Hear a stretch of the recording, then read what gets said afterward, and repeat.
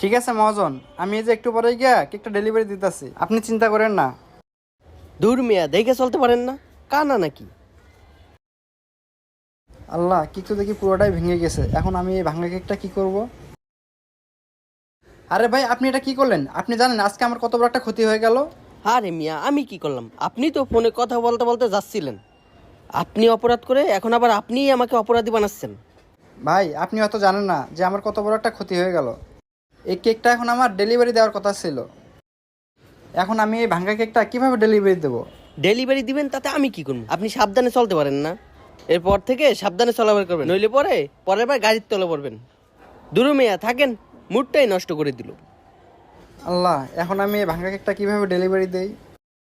একটা কাজ করি, আবারও মহাজন সাহেবকে ফোন দেই।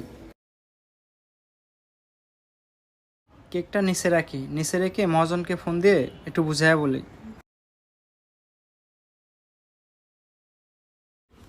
এই সময় আবার ফোন দিল কে? হ্যালো, আসসালামু আলাইকুম মহাজন। ওয়ালাইকুম আসসালাম। কেক কি ডেলিভারি দিছস?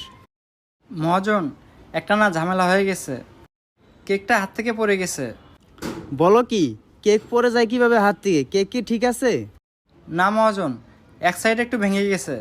শোনো, আমি কিছু বুঝি না, কেকের জরিমানা তোমাকে দিতে হবে। মহাজন, এটা আমি কিভাবে দেব? মহাজন মহাজন মহাজন, ফোনটা রেখে দিল। এখন কি যে করি, কাছে তো টাকা পয়সাও নেই, আরেকটা কেক কিনে দেব। কি যে করি, কিভাবে যে কেকটা ডেলিভারি দেই কিছুই বুঝতে পারতাছি না। কি ব্যাপার ভাই, আপনি মাঝ রাস্তায় কপালে হাত দিয়ে বসে আছেন কেন?